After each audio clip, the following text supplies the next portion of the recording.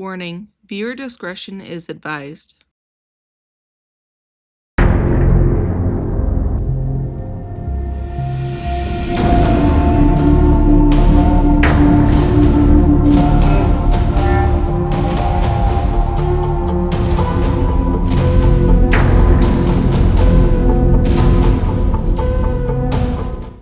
Hi friends, welcome to Meals Done Alive For, where we talk about a true crime case and I make a meal from scratch. I'm your host, Jody Breton, and if you enjoy this episode, please like and subscribe. Find me on YouTube, TikTok, Instagram, all the things. So last week we talked about the Warrens and that whole journey, but I felt like we skimmed over what caused like the Amityville Horror House and some of the cases that inspired the Conjuring House. So that's what we're going to talk about today. We're going to be talking about Ronald DeFeo and Arnie Cheyenne Johnson. So if you want to know more about the Warrens and their influence on these cases and what happened after, then go watch that previous episode about them. This week, I'm just going to be focusing on the cases because I feel like we didn't talk about them enough last week. I just kind of skimmed over what happened. So let's talk about it. So before the Amityville Horror House was Amityville, it was home to the DeFeo family. So we're going to be talking about Ronald DeFeo first. Robert was born on September 26, 1951 in Brooklyn, New York. And since he was a junior, they often referred to him as Butch. But just to not get confused, we're just going to call him Ronald. Ronald was the oldest of 5 children to parents Robert Sr. and Louise. And Robert Sr. was described as being very short-tempered and physically violent, especially towards Ronald Jr., and because of this, they fought constantly. When Robert was younger, it was said that he was a little on the chubby side, so he was bullied a lot. So, with the combination of constant conflict at home and conflict at school, he was just a mess.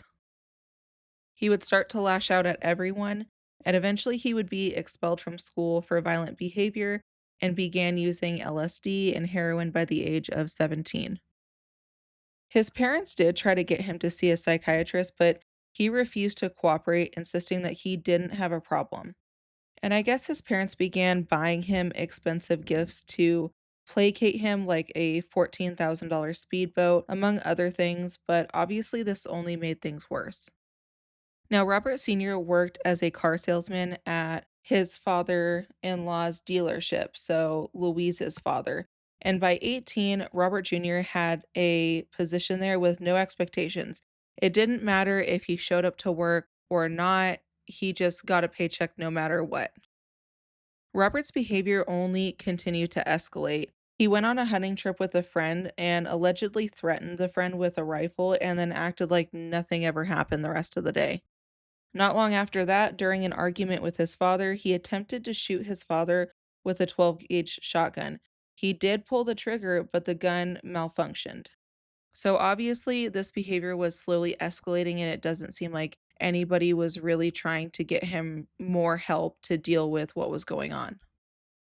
And then in late October 1974, Robert was entrusted to deposit $20K into the bank from the car dealership.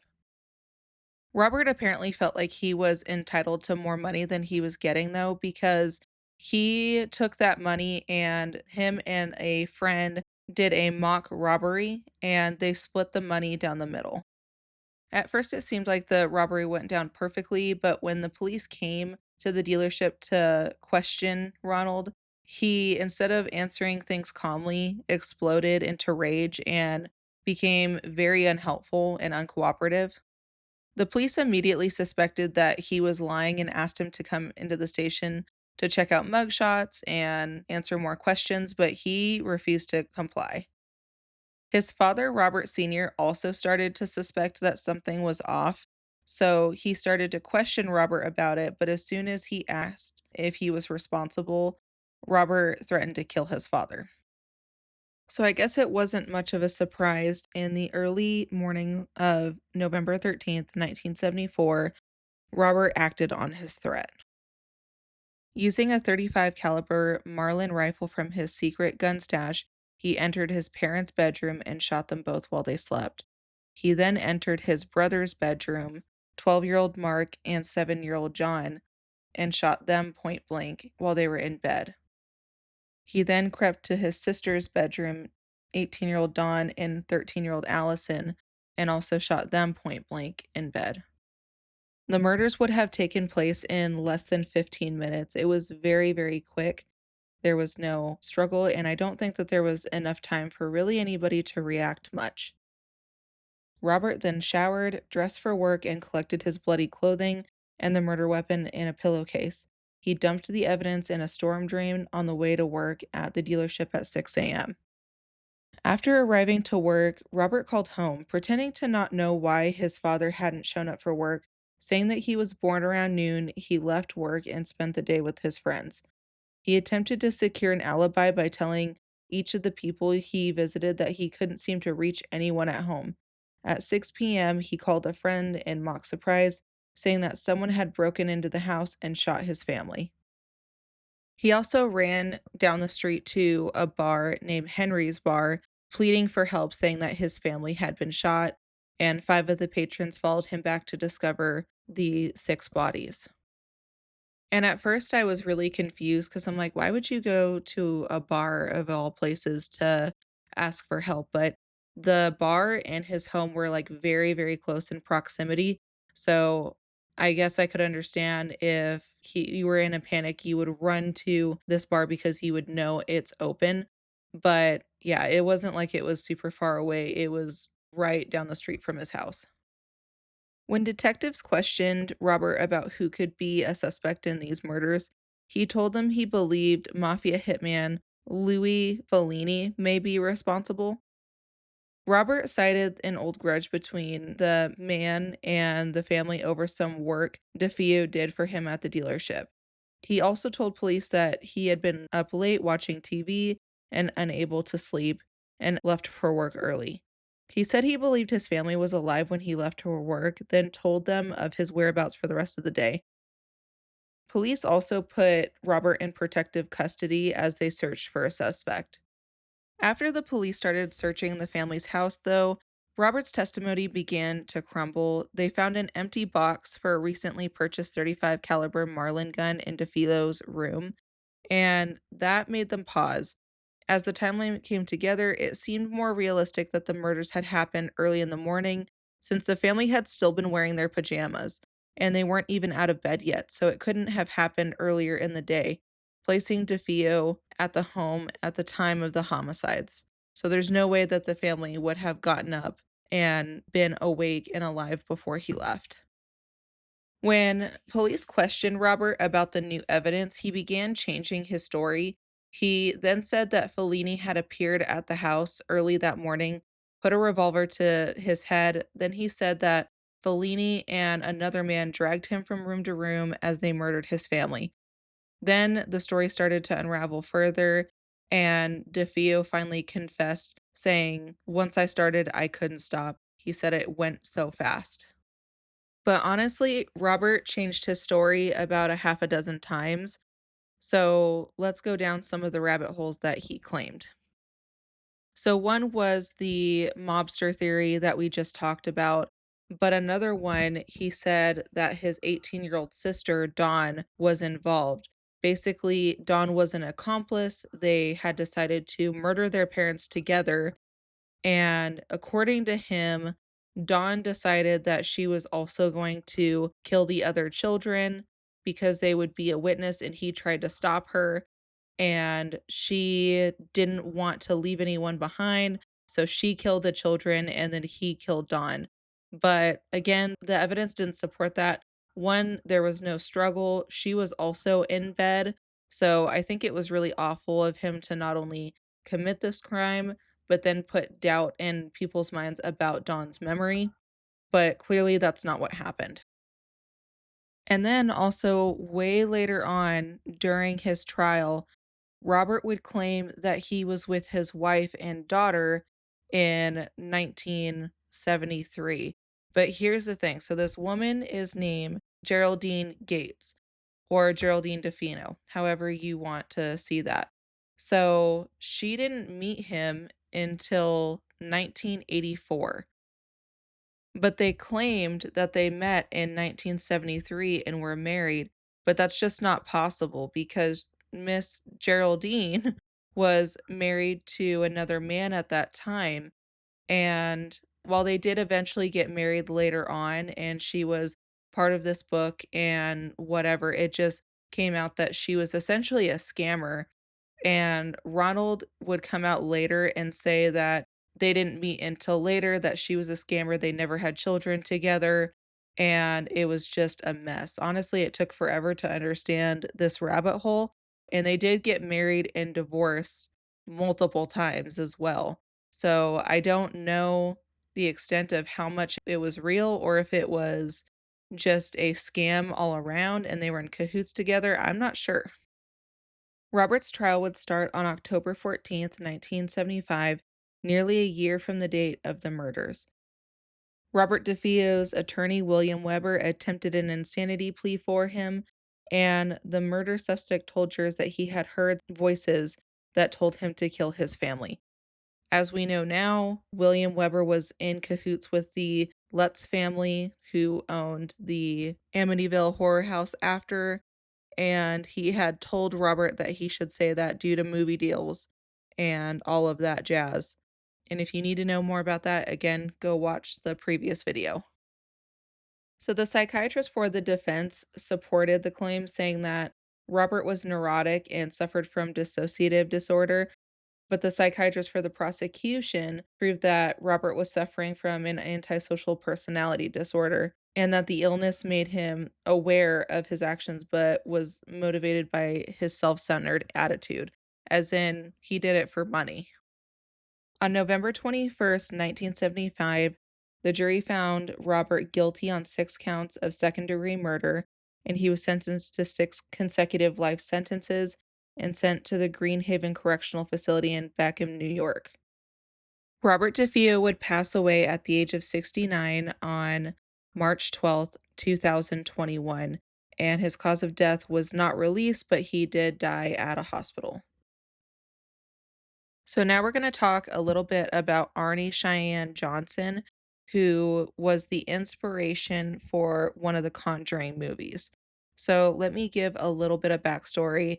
And again, go watch the previous video if you want to get into more of the hauntings and more of the Warrens' influence. So Arnie Cheyenne Johnson, I don't know very much about his upbringing. He really didn't have any prior convictions, but what we do know is that he was the boyfriend of Debbie Gletzel. And Debbie also had two other brothers named David and Carl Gletzel. Now, the Warrens were originally there shortly before the murder happened for David Gletzel because the family claimed that David was possessed by a demon. So Ed and Lorraine Warren were there for apparently an exorcism. They had the Catholic Church there, and according to them, it went on for several days and concluded when a demon fled the child's body, and they claim that it took up residence within Arnie Cheyenne Johnson. Now, is that true? I don't know about all that. I'm just giving you the backstory so that way we can understand what does this have to do with the conjuring and a demonic possession. On February 16th, 1981, Arnie called in sick to his job at Wright Tree Services and joined Debbie at the kennel where she worked along with his sister Wanda and Debbie's 9-year-old cousin Mary. Alan Bono, the couple's landlord and Debbie's employer at the kennel, bought the group lunch at a local bar and proceeded to drink heavily. After lunch, the group returned to the kennel. Debbie took the girls to get pizza, but insisted that they return quickly, anticipating trouble. When they returned, Alan Bono, intoxicated at this point, became agitated. Everyone left the room at Debbie's urging except for Bono, who seized Mary and refused to let go.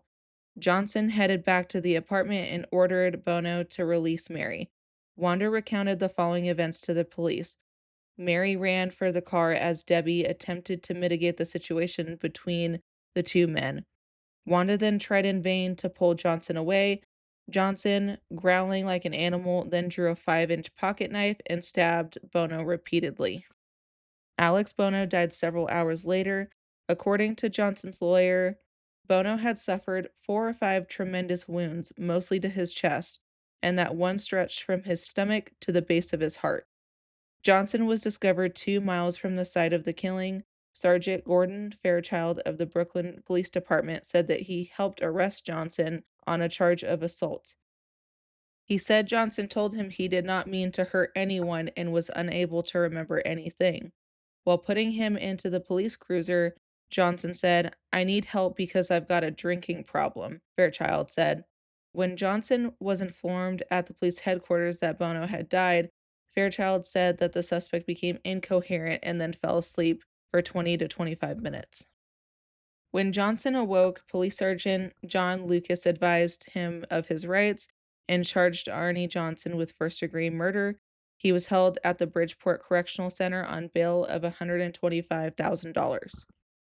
So the day after that the killing happened, that's when the Warrens went to the Brookfield Police Department and had told the police that Johnson was possessed by a demon and that's why he did it, which caused an absolute media poop storm.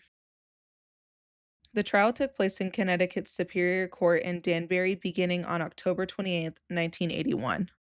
Johnson's lawyer, Martin Manella, attempted to submit a plea of not guilty by virtue of possession, but the presiding judge, Robert Callahan, rejected this defense. Callahan argued that no such defense could ever exist in a court of law due to lack of evidence, and that it would be irrelative and unscientific to allow a related testimony. So the defense decided to imply that Johnson acted in self-defense. With all the talk about demonic possession, it would famously be called the Devil Made Me Do It case, since it's the first known court case in the United States in which a defense sought to prove innocence based on the claim of demonic possession. The jury would deliberate for 15 hours over 3 days before convicting Johnson on November 24, 1981, of first-degree manslaughter. On December 18, 1981, he was sentenced to 10 to 20 years behind bars, but he ended up only serving 5. As we know, later on, David and Carl Gletzel would go on to sue the authors and book publishers for violating their right to privacy when they republicized the book about The Conjuring, stating that it was libel and intentional infliction of emotional distress. Carl also claimed that the book allegedly made him out to be a criminal committing abusive acts towards his family and others, and that it was entirely a hoax. Arnie Johnson and Debbie Gletzel, who are now married after his release, claim that they wholeheartedly support the Warrens' account of demonic possession and, said that they were just suing for money, but it was all real. But I have a lot of questions and I don't know that I believe them. Anyway, guys, I hope you liked this week's episode. I just felt like we needed a more in depth explanation of these cases since we were talking about the Warrens and it ties into these massively haunted locations in general. So I wanted to have a better understanding. So for this meal, I decided to do traditional Italian meals because it was an Italian family that was the DeFios. And I guess around the Amityville home is a predominantly Italian neighborhood, at least at that time. So I decided to go ahead and run with that since that was the larger case that we were talking about. So I made stuffed shells and my homemade spaghetti sauce. Then I made some cannoli cups. We also made some Italian bread, so pretty delicious overall. Anyways, if you guys like this episode, please like and subscribe, and I will see you guys next week. Bye.